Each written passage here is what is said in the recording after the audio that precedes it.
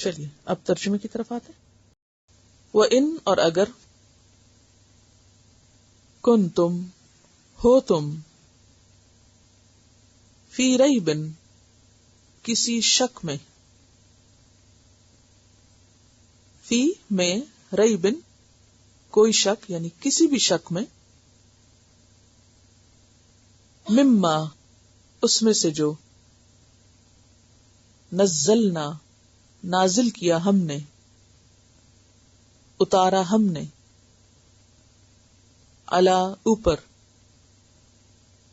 عبدنا اپنے بندے کے، فأتو پس لے آؤ،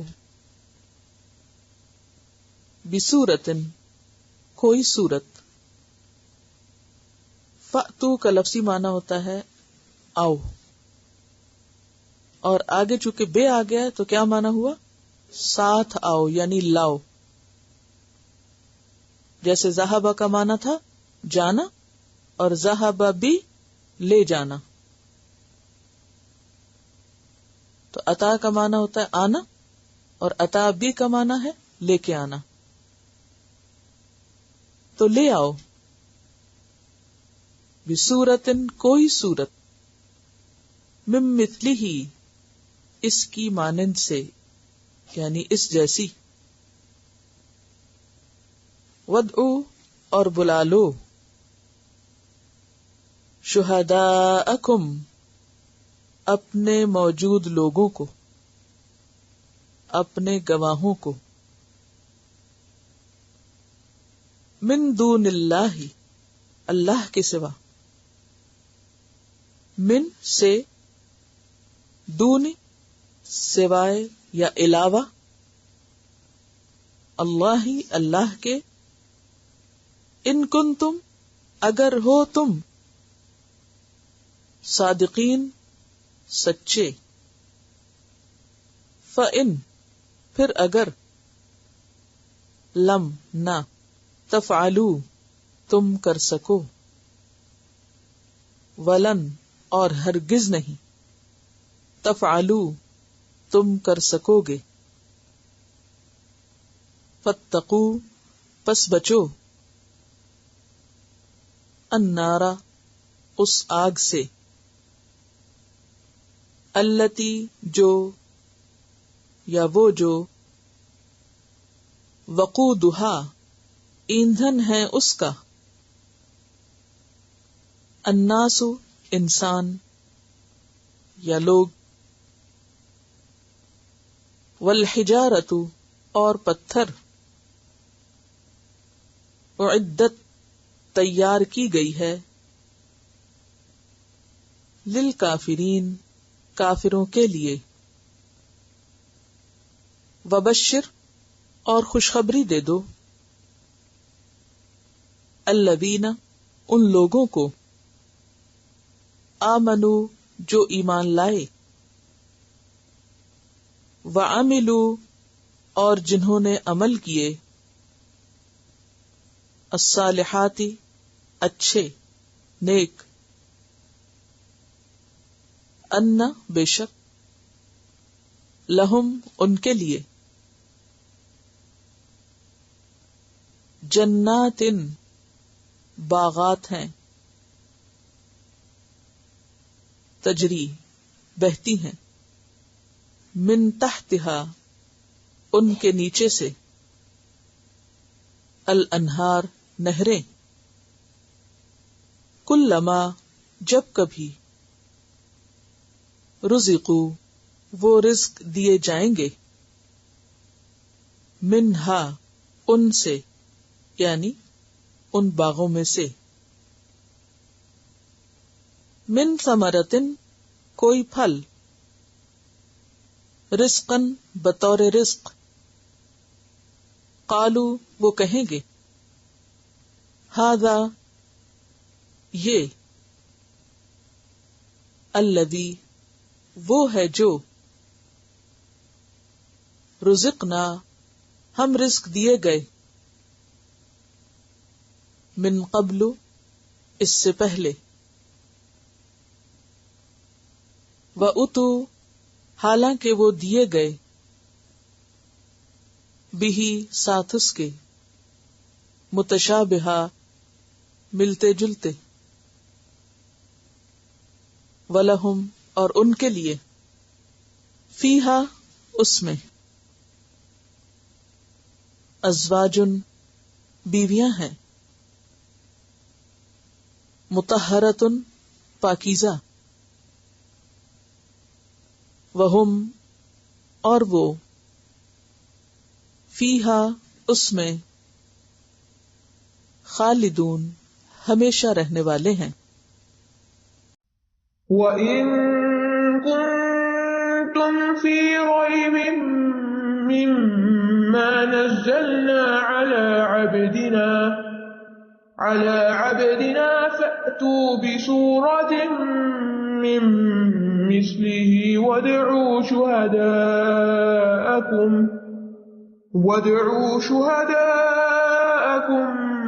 مِّن دُونِ اللَّهِ إِن كُنتُمْ صَادِقِينَ۔ اور اگر تمہیں اس قرآن میں شک ہے جو ہم نے اپنے بندے پہ نازل فرمایا ہے، تو اسی طرح کی ایک صورت تم بھی بنا لاؤ، اور اللہ کے سوا اپنے گواہوں یعنی مددگاروں کو بھی بلا لو اگر تم سچے ہو۔ اس صورت کے شروع میں اللہ سبحانہ وتعالیٰ نے قرآن مجید کا تعارف کچھ یوں کروایا تھا کہ ذالک الکتاب لا ریب فیہ، اس کتاب میں کوئی شک نہیں۔ تو یہاں یہ کہا جا رہا ہے کہ اگر تمہیں کوئی ادنا سا بھی شک ہے تو پھر تم اس جیسی کوئی صورت پیش کرو۔ اب سوال ہی پیدا ہوتا ہے کہ ابھی تو عبادت کی بات ہو رہی تھی، تو ابھی قرآن کی بات شروع ہو گئی ہے، یہ کیوں؟ اس لیے کہ عبادت کرنے کے لیے معیار کیا ہوگا، صحیح اور غلط کا، کیا عبادت اور کیا نہیں، قرآن مجید سے ہی ہمیں پتہ چلے گا، اور اس سے اس کی امپورٹنس پتہ چلتی ہے قرآن پڑھنے کی بھی، سمجھنے کی بھی، اور پورے یقین کے ساتھ سمجھنے کی کہ لا ریب فیہ، اس میں کوئی شک نہیں، اور اگر کسی قسم کا شک ہے تو اسے دور کرو پہلے، تاکہ جو کچھ یہ کہے پھر اس پر پوری طرح عمل کرتے جاؤ۔ تو وَإِن كُنتُمْ فِي رَيْبٍ مِّمَّا نَزَّلْنَا عَلَىٰ عَبْدِنَا، اگر تم کسی شک میں ہو، عربی میں لفظ شک بھی استعمال ہوتا ہے، تو ریب اور شک میں فرق کیا ہے؟ ریب وہ شک ہوتا ہے جس میں بے چینی اور اضطراب پایا جاتا ہے، کیونکہ جب انسان کو کسی چیز میں شک پیدا ہو جائے تو پھر اس کے دل میں ایک بے چینی سی پیدا ہو جاتی ہے اور یقین اٹھ جاتا ہے، اور پھر انسان کا عمل بدل جاتا ہے، رویہ ہی تبدیل ہو جاتا ہے۔ کسی انسان کے رویے پہ شک ہو جائے، کسی کھانے میں شک ہو جائے، کسی بھی چیز میں، تو انسان کی زندگی بے مزہ ہو جاتی ہے۔ تو یہاں کس چیز کا شک ہے تمہیں؟ مما نزلنا علی عبدنا، اس کے بارے میں جو ہم نے اپنے بندے پہ نازل کیا، مراد ہے قرآن، کیونکہ اللہ تعالیٰ نے اسے محمد صلی اللہ علیہ وسلم پر نازل کیا تھا۔ عبد سے مراد یہاں بندہ ہے، اور یہاں پر آپ دیکھیے کہ عبادت کے اوپر بات ہوئی، اور یہاں محمد صلی اللہ علیہ وسلم کو بحیثیت عبد پیش کیا گیا، یعنی اس کے بغیر بھی بات ہو سکتی تھی، یعنی مما نزلنا جو ہم نے نازل کیا، لیکن علی عبدنا، کیونکہ نبی صلی اللہ علیہ وسلم کو اپنا عبد ہونا بہت زیادہ پسند تھا۔ نبی صلی اللہ علیہ وسلم کی بہت سی صفات ہیں، لیکن یہاں صفت عبودیت کے ساتھ آپ کی فضیلت بیان کی گئی، کیونکہ جو شخص اللہ کا بندہ بن جاتا ہے نا، وہ سب کی غلامی سے آزاد ہو جاتا ہے۔ اسے ہر وقت یہ نہیں دیکھنا پڑتا کہ لوگ کیا کہیں گے، یہ پسند کرے گا یا نہیں، وہ کرے گا یا نہیں، فلاں کیا کہے گا، فلاں لوگوں کو یہ کتنا خوف ہوتا ہے کہ لوگ کیا کہیں گے، ہر وقت لوگوں کی غلامی میں جیتے ہیں، اور اسی لیے اپنا مال، جان، وقت، صلاحیتیں اسی میں خرچ کر ڈالتے ہیں کہ لوگوں کو کسی طرح پلیز کر دیں۔ لیکن جو اللہ کا بندہ بن جاتا ہے نا، وہ اس چنگل سے آزاد ہو جاتا ہے۔ تو اللہ کا بندہ ہونا بڑے سعادت کی بات ہے۔ پھر یہ بھی ہے کہ جو اللہ کا بندہ نہیں بنتا وہ دوسروں کا بندہ بن جاتا ہے، دوسرے اس کو اپنا غلام بنا لیتے ہیں، اور جو اللہ کی عبادت نہیں کرتا پھر اللہ کا دشمن اس کو اپنی عبادت یعنی شیطان اپنی طرف کھینچ کے لے جاتا ہے۔ تو بہرحال یہاں پر محمد صلی اللہ علیہ وسلم پر جو کتاب نازل ہوئی ہے، یعنی قرآن مجید جو آپ کے ہاتھوں میں، اگر اس کے بارے میں کسی قسم کا کوئی شک ہے تو پھر تم بھی ذرا اس جیسی ایک صورت بنا لاؤ۔ بصورت نکرہ آیا ہے، یعنی لمبی ہو، چھوٹی ہو، بڑی ہو، کوئی بھی صورت، بس ایک صورت وہ بنا لاؤ۔ اگر سورۃ البقرہ جیسی صورت نہیں بنا سکتے تو انا اعطیناک الکوثر جیسی صورت بنا لاؤ، جس کے صرف 14 کلمات ہیں اور 68 حروف ہیں، 3 آیات ہیں صرف، سب سے چھوٹی صورت ہے۔ اور اس کے لیے جس کو چاہتے ہو بلا لو، وَدُّوا شُهَدَاءَكُم مِّن دُونِ اللَّهِ، اللہ کے سوا جن بھی مددگاروں کو مدد کے لیے بلانا چاہتے ہو، یعنی اکیلے نہیں تم یہ کام کر سکتے تو پھر کیا کرو، اور لوگوں کو اکٹھا کر لو، ان سب کے ساتھ مل کے کوئی چیز تیار کر لو۔ یہ چیلنج کی انتہا ہے. اللہ سبحانہ وتعالیٰ عابد اور ان کے معبودوں سب کو ہی چیلنج کر رہا ہے. یعنی شہداء تمہارے جو معبود ہیں، مددگار ہیں، جن سے تمہیں بڑی توقعات ہیں کہ وہ تمہاری مدد کرتے ہیں، تمہاری دعائیں سنتے ہیں، تمہارے کام آتے ہیں، ان کو بھی بلا لو. وَدُّوا شُهَدَاءَكُم مِن دُونِ اللَّهِ، اللہ کے سوا جس کو چاہتے ہو بلا لو. ان کنتم صادقین، اگر تم اپنی بات میں سچے ہو، اپنے اس دعوے میں سچے ہو کہ یہ قرآن اللہ پہ جھوٹ گڑا گیا اور محمد صلی اللہ علیہ وسلم نے اس کو خود ہی لکھ لیا ہے. تو اس آیت سے کیا پتہ چلتا ہے کہ قرآن ایک عاجز کر دینے والی کتاب ہے. اس کی چھوٹی سی چھوٹی صورت بھی انسان کو عاجز کر دیتی ہے. مختصر سے مختصر صورت جن و انس جیسی کتاب لانے سے عاجز ہیں. آج تک 1400 سال میں کوئی بھی نہیں لا سکا. اللہ تعالیٰ فرماتے ہیں قُلْ لَئِنِ اجْتَمَعَتِ الْإِنسُ وَالْجِنُّ عَلَىٰ أَن يَأْتُوا بِمِثْلِ هَٰذَا الْقُرْآنِ لَا يَأْتُونَ بِمِثْلِهِ وَلَوْ كَانَ بَعْضُهُمْ لِبَعْضٍ ظَهِيرًا. سورۃ الاسراء 88. ان سے کہو اگر تمام انسان اور جن سب مل کر قرآن جیسی کوئی چیز بنانا چاہیں تو نہیں لا سکیں گے، خواہ وہ ایک دوسرے کے مددگار ہی کیوں نہ ہوں. قرآن نبی صلی اللہ علیہ وسلم کا معجزہ اور معجزہ خالدہ، ہمیشہ رہنے والا معجزہ. باقی انبیاء کے معجزات ان کے ساتھ ہی ختم ہو گئے، لیکن محمد صلی اللہ علیہ وسلم کی نبوت بھی باقی ہے، آپ کا پیغام بھی باقی ہے، اور یہ قرآن بھی باقی ہے جو آپ کا معجزہ ہے. نبی صلی اللہ علیہ وسلم نے فرمایا ہر نبی کو ایسے معجزے عطا کیے گئے ہیں جو اسی جیسے دوسرے نبی کو بھی عطا کیے گئے اور لوگ اس پر ایمان لائے. اور مجھے جو معجزہ عطا کیا گیا وہ وحی الہی یعنی قرآن ہے جو اللہ نے میری طرف وحی کیا، اور مجھے امید ہے کہ میری پیروی کرنے والوں کی تعداد دوسرے انبیاء کی نسبت قیامت کے دن زیادہ ہوگی. تو بہرحال قرآن جو ہے ایک معجزہ ہے، اور یہ اللہ کا کلام ہے. یہ اپنے اسلوب میں بھی معجزہ ہے. اس جیسی فصاحت اور بلاغت کوئی نہیں لا سکتا. آپ دن رات اس کو پڑھیں، بار بار پڑھیں، آپ بیزار نہیں ہوتے. کوئی اور کتاب اتنی دفعہ نہیں پڑھ سکتا انسان جتنی دفعہ قرآن پڑھتا ہے. ہمیں سے ہر ایک کا ایکسپیرینس، اور ہر دفعہ پڑھ کے نئے ہی مطلب اس کے سمجھ میں آتے ہیں، نئے ہی خزانے ملتے ہیں، نئے نکات ظاہر ہوتے ہیں جو پہلی قرأت سے پتہ نہیں چلتے، پہلی دفعہ پڑھنے سے نہیں سمجھ میں آتے. اور یہ اپنی باتوں میں بھی سچ ہے، جو پیشن گوئیاں اس نے کی وہ بھی سچ ہیں. اس کی تاثیر بھی بڑی فرق ہے، اس کی برکت ہے. یعنی بعض اوقات لوگوں نے عبارتیں بنانے کی کوشش کی، لیکن وہ نہ ان کے الفاظ میں کوئی مزہ تھا، اور کوئی ربط نہیں تھا، اور کوئی مقصد نہیں تھا، اور کوئی فائدہ نہیں. پھر یہ دلوں کو بدلنے والی، عمل کو بدلنے والی کتاب ہے، اور اس کے پڑھنے والے دنیا میں کامیاب ہوئے اور آخرت میں بھی انشاءاللہ ہوں گے. تو اس جیسی کوئی صورت بنا نہیں سکتا. یعنی پوری کتاب کے مقابلے میں ایک صورت کا کہا گیا، لیکن کوئی نہیں کر سکا. فَإِن لَّمْ تَفْعَلُوا وَلَن تَفْعَلُوا فَاتَّقُوا النَّارَ الَّتِي وَقُودُهَا النَّاسُ وَالْحِجَارَةُ أُعِدَّتْ لِلْكَافِرِينَ. پھر اگر تم ایسا نہ کر سکو اور تم ہرگز کر بھی نہ سکو گے تو بچو اس آگ سے جس کا ایندھن انسان اور پتھر ہیں، جو کافروں کے لیے تیار کی گئی ہے. یہ قرآن کی صداقت کی دلیل ہے، واضح دلیل. اللہ تعالیٰ فرماتے ہیں فَإِن لَّمْ تَفْعَلُوا، پھر اگر تم نہ کرو، یعنی تم نے ایسا نہ کیا، یعنی نہ کر سکو، وَلَن تَفْعَلُوا، تم ہرگز کر بھی نہیں سکو گے، یعنی اس قرآن جیسی کوئی چیز لا بھی نہیں سکتے. تو اس سے پر مان جاؤ کہ یہ پیغمبر سچا اور یہ کتاب سچی ہے. فَاتَّقُوا النَّارَ، نہیں مانا تو کیا ہوگا؟ انجام آگ ہوگا. پھر اس آگ سے بچنے کی فکر کرو.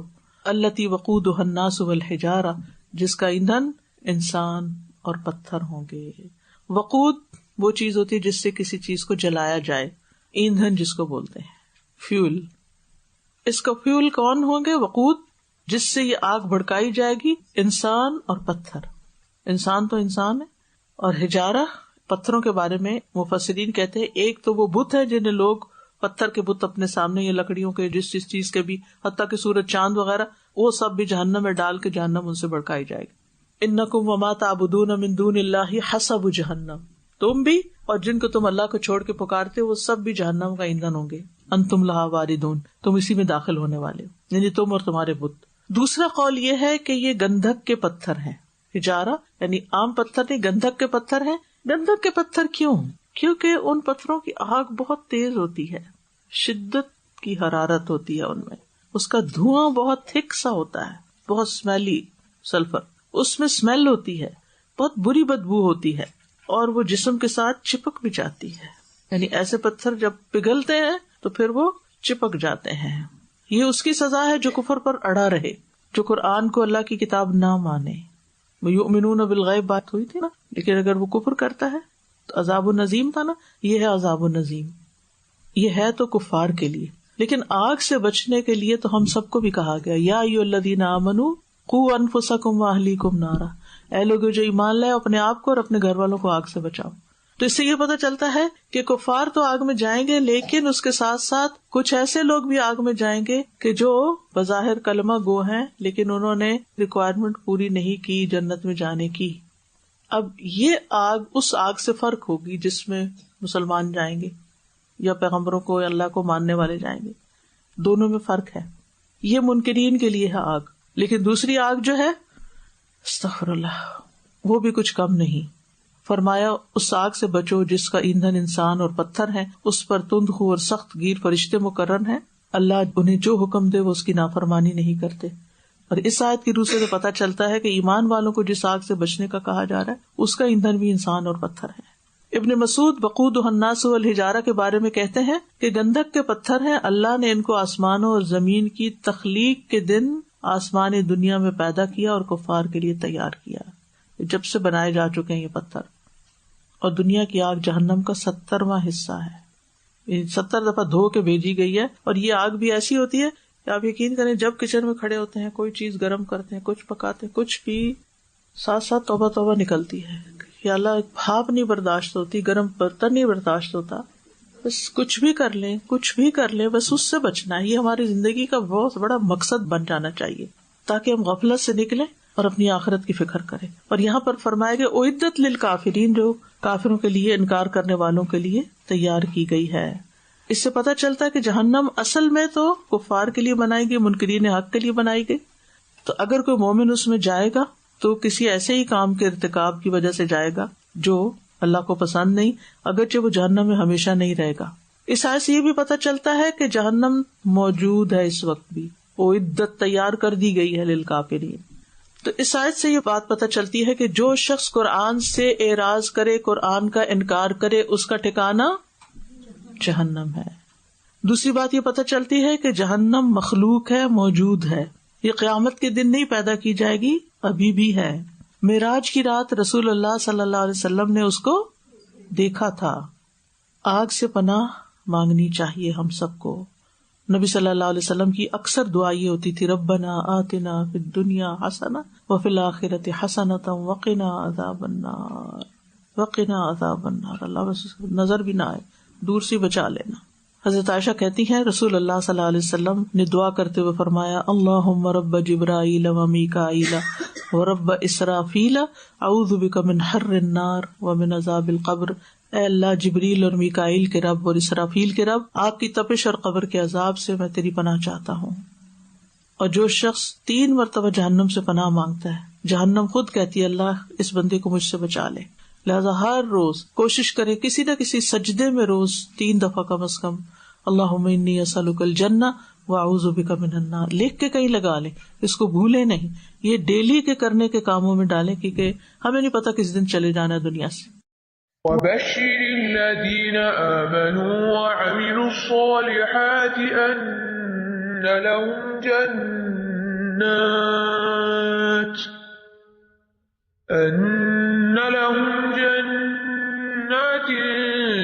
تجری من تحتها الانہار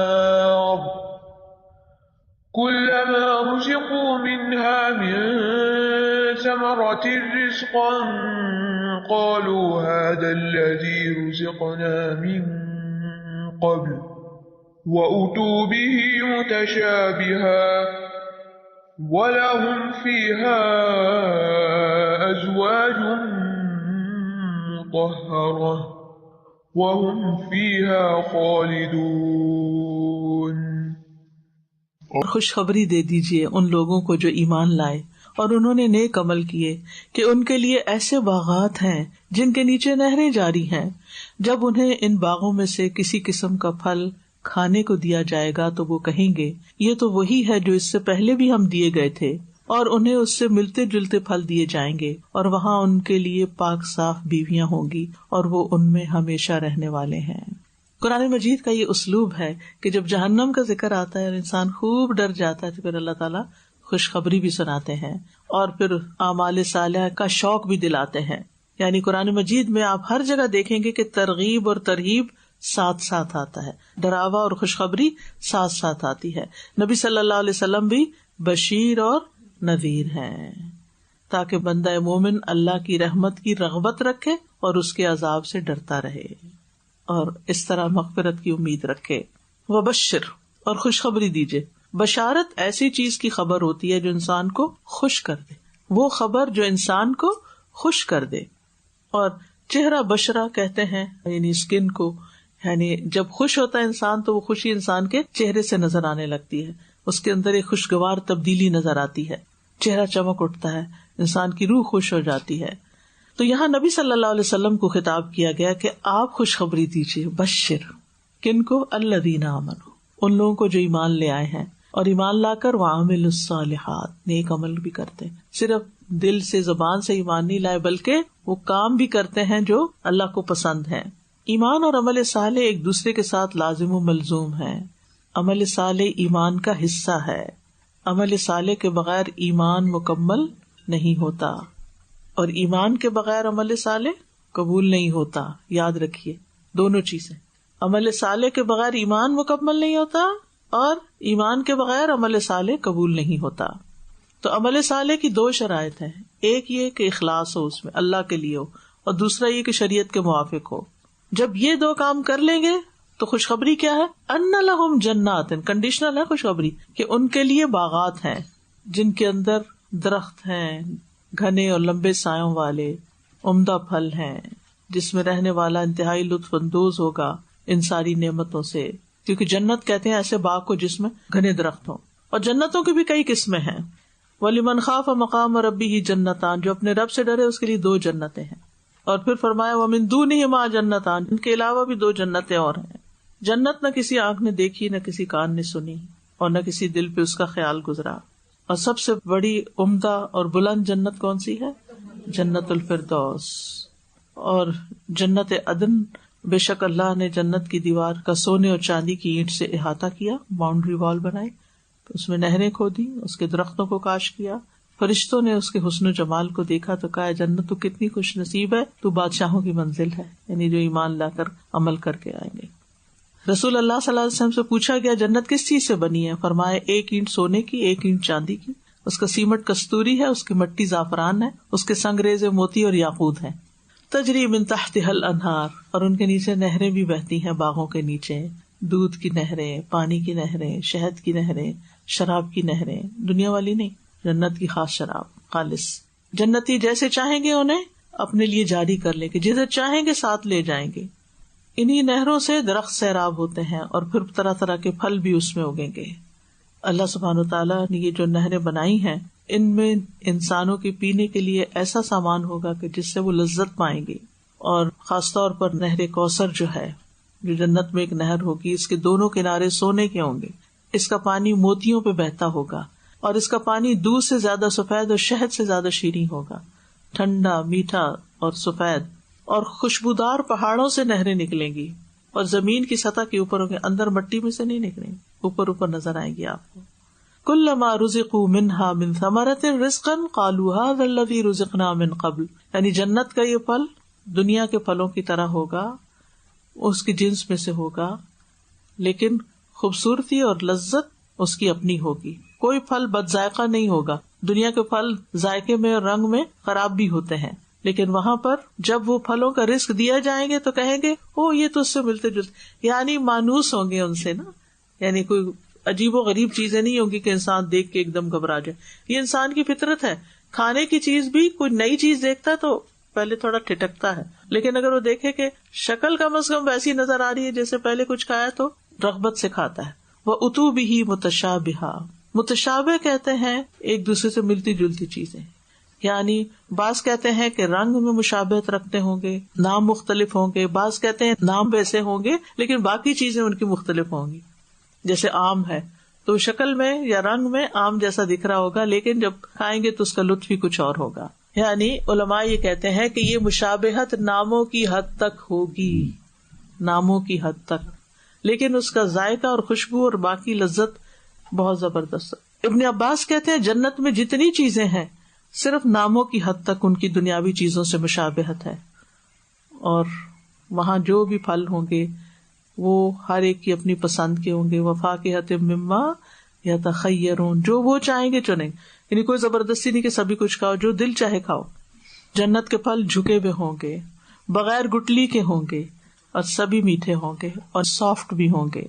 وَلَهُمْ فِيهَا أَزْوَاجٌ مُطَهَّرَةٌ، اور اس میں پاکیزہ بیویاں ہوں گی. ازواج زوج کی جمع ہے، اور زوج کا لفظ جو ہے مرد عورت دونوں کے لیے آتا ہے، لیکن یہاں پر عورتیں مراد ہیں. مراد پاکیزہ جوڑے بھی معنی کیا گیا ہے، اور پھر ازواج یعنی بیویوں کے لیے بھی آیا ہے، دونوں معنی کیے جاتے ہیں. یعنی ان کے اخلاق بھی پاک ہوں گے، جسمانی بناوٹ بھی پاک ہوگی، زبان پاک ہوگی، نظریں پاک ہوں گی، یعنی ان کے اندر سب سے جو اعلیٰ کوالٹی ہوگی ان کی پاکیزگی ہوگی. کسی بھی انسان کے اندر سب سے بہترین کوالٹی کیا ہے؟ اس کی پاکیزگی، کی زبان سے کبھی کوئی گندا لفظ نہ نکالے اور اس کی سوچ میں نیگیٹیوٹی اور گندگی نہ ہو. تو جنت میں یہ چیز اپنے اعلیٰ درجے پر ہوگی. اور اسی طرح اگر عورتوں کے متعلق ہے تو یعنی حیض و نفاس سے پاک، اور بول و براز اور ہر قسم کی سیکریشن جو انسان کے جسم سے گندی نکلتی ہے ان سب سے پاک. وَهُمْ فِيهَا خَالِدُونَ، اور سب سے بڑی بات یہ کہ وہ اس میں ہمیشہ ہمیشہ رہیں گے. جب جنتی جنت میں چلے جائیں گے اور جہنمی جہنم میں، تو موت کو باندھ کے لایا جائے گا، اس کو اس دیوار پہ کھڑا کر دیا جائے گا جو جنتیوں اور جہنمیوں کے درمیان میں ہوگی. پھر کہا جائے گا اے اہل جنت، تو وہ خوف زدہ ہو کے جھانکیں گے. پھر آواز دی جائے گی اے اہل جہنم، تو خوشی سے جھانک کے دیکھیں گے، شاید ان کو بلایا گیا تو کوئی ان کی بخشش ہونے لگی ہے. پھر دونوں سے پوچھا جائے گا اس کو پہچانتے ہو؟ وہ کہیں گے کہ ہم اسے پہچانتے ہیں، یہ تو موت ہے جسے ہم پہ مقرر کیا گیا. چنانچہ اس دیوار کے اوپر جو جنت اور جہنم کے پیچھے، اس کو ذبح کر دیا جائے گا. اہل جنت سے کہا جائے گا اب تم ہمیشہ رہو گے، جہنم والوں سے بھی یہی کہا جائے گا. اس کو دیکھ کے جہنم والے اگر غم سے مر سکتے تو مر جاتے کہ اب موت بھی نہیں ہے. تو اس آیت سے یہ پتہ چلتا ہے کہ لوگوں کو خوشخبریاں دینی چاہیے، اچھی اچھی خبر سنانی چاہیے، صرف ڈرانے والی باتیں نہیں کرنی چاہیے، اعتدال ہونا چاہیے. تو اس میں آپ دیکھیے کہ اس میں خوشخبری دینے والے کی بات بھی ہے، اور جس کو خوشخبری دی گئی ان کی بات بھی ہے، اور جس چیز کی خوشخبری دی گئی وہ بھی ہے، اور جس سبب سے خوشخبری دی گئی وہ سبھی. 4 چیزیں پائی جاتی خوشخبری سے متعلق: دینے والا، لینے والا، وہ چیز جس کی خوشخبری، اور وہ کام جس پہ خوشخبری. ٹھیک ہے، دینے والا کون ہے؟ محمد صلی اللہ علیہ وسلم ہے، یا پھر جو آپ کی امت کے لوگ اس قرآن کو آگے سکھاتے ہیں. اور کن کو دی جا رہی ہے؟ جو نیک عمل کریں ایمان لا کر. کس چیز کی خوشخبری ہے؟ جنت کی خوشخبری. اور کس وجہ سے خوشخبری ہے؟ ایمان اور عمل صالح کی وجہ سے. اور یہ سب سے بڑی خوشخبری ہے جو کسی کو ملے، کیونکہ انسان کی ساری آرزویں یہاں پوری ہوں گی. اس لیے ہمیں ہر روز جنت کا سوال بھی کرنا چاہیے، اور جب جنت مانگیں تو جنت الفردوس کا سوال کریں، اور ہر اس کام کا اور ہر اس قول اور فعل کا سوال جو جنت میں لے جائے. اللہم انی اسألک الجنۃ وما قرب الیہا من قول او عمل واعوذ بک من النار وما قرب الیہا من قول او عمل. اللہم انا نسألک الجنۃ الفردوس، اللہم انا نسألک الجنۃ الفردوس، اللہم انا نسألک الجنۃ الفردوس. وآخر دعوانا ان الحمد للہ رب العالمین. سبحانک اللہم وبحمدک، اشہد ان لا الہ الا انت، استغفرک واتوب الیک. السلام علیکم ورحمۃ اللہ وبرکاتہ.